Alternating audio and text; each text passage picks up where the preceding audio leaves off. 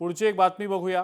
धनुष्य बाणाचं बटण दाबल्यास स्वर्गात जाणार असा अजब दावा माजी आमदार शहाजीबापू पाटील यांनी केलेला आहे। तर दीपक साळुंखे पांढऱ्या पायाचे आहेत अशी टीका सुद्धा शहाजीबापू पाटील यांनी केलेली आहे।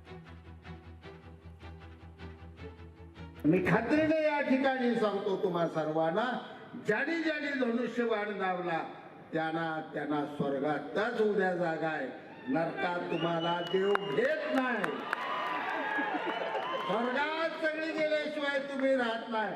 आणि ह्यांचं गाड्यांचं जे पांगुळ गाड्यां पुढे फुगण बिगण होत काय रे, नाही त्यात राम नाही, तुमच्यात नाही। त्या बाबासाहेबांना सांगा सकाळी, ते ऐकत असेल तिकडे, त्याला बरोबर घेऊ नको रे, पांढऱ्या पायाचा अजिबात त्याला बरोबर घेऊ नका। ती जिकडे जाणार तिकडे मातीच माती आहे।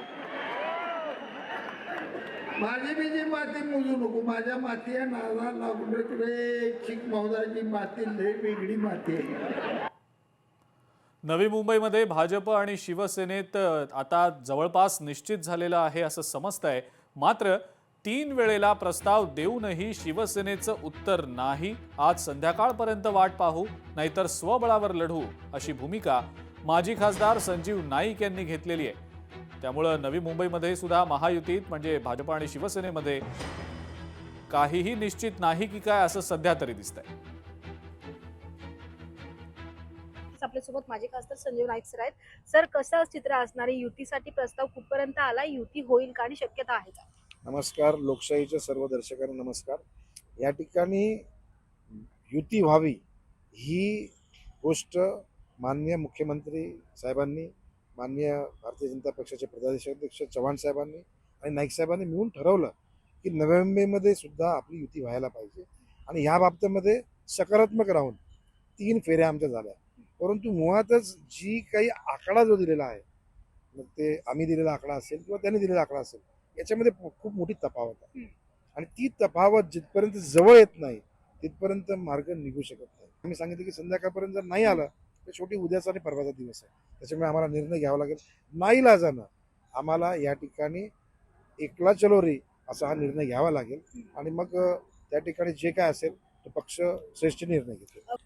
भारतीय जनता पक्षाच्याकडे 850 इच्छुकांनी अर्ज भरले होते। जवळपास 444 उमेदवारांचा अर्ज हा अंतिम मान्यतेला पक्षाकडे गेला। आणि त्याच्यातून 111 आम्हाला, जर एकटं लढलं तर 111 आम्हाला लढवायचे आहेत। त्या 111 मध्ये 14 गावाचे सुद्धा त्या ठिकाणी उमेदवार तिथूनही इच्छुक आहेत। त्याच्यामुळे स्टार प्रचारक जर त्यांना वाटलं पाठवायचे असतील तर ते पाठवू शकतात। इकडे जर इथल्या उमेदवारांनी जर मागणी केली की बाबा आम्हाला अमुक पाहिजे तमुक पाहिजे, तर पक्ष त्या पद्धतीच्या लोकांची उपलब्धता नक्कीच करून देईल। व्हिडिओ जर्नलिस्ट सुमित सह, मी आकांक्षी देशमुख, लोकशाही मराठी, नवी मुंबई। उपमुख्यमंत्री एकनाथ शिंदे 60 माजी नगरसेवकांशी संवाद साधतायत। आगामी निवडणुकांच्या पार्श्वभूमीवर माजी नगरसेवकांना त्यांनी कानमंत्र दिलेला आहे। माजी नगरसेवकांची उमेदवारी ही फायनल होणार आहे अशी माहिती सूत्रांकडून मिळतेय। मुंबईतील 60 नगरसेवक यांची उमेदवारी फायनल होणार असल्याची माहिती सूत्रांनी दिलेली आहे।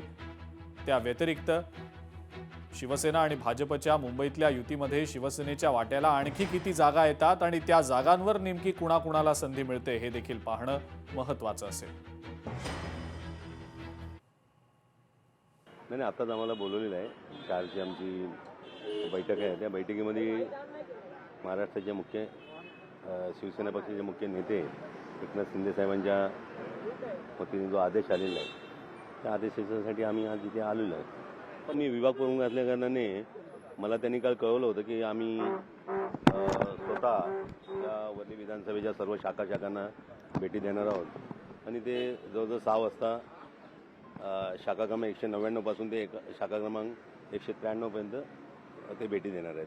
माझा रोष जो होता तो दाखवला मी, कारण एखाद्या कार्यकर्त्यावर ज्यावेळी अन्याय होतो त्यावेळी मला असं वाटतं की नेत्याने त्याच्यामागे ठामपणे उभं राहायला पाहिजे आणि ती भूमिका मी स्पष्ट केली होती. आणि साहेबांना ज्यावेळी ह्या सगळ्या गोष्टी माहिती पडल्या त्यावेळी साहेबांनी मला वेळ देण्याचं निश्चित केलं होतं आणि आज मी साहेबांना भेटले. मी कुठल्याही गोष्टीची मागणी करायला किंवा मला हे हवंय ते हवंय हे मागण्यासाठी इथे आली नव्हती.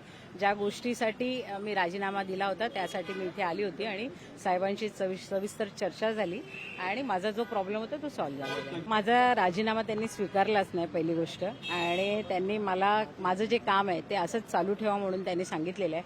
आणि शाखा प्रमुखाचा जो निर्णय आहे तो येत्या 2 दिवसात तुम्हाला कळेल काय होणार आहे ते. आपल्या कार्यकर्त्याला बसवून जो निवडून येणारा कार्यकर्ता आहे तिथे साहेबांना न्याय द्यायचा असतो. तर ह्याच्यामध्ये बरेच दर 5 वर्षांनी अशा प्रकारची नाराजी बघायला मिळते आणि इलेक्शन झालं की ते सगळं निवळतं. हे आम्ही गेल्या अनेक वर्षापासून बघतोय.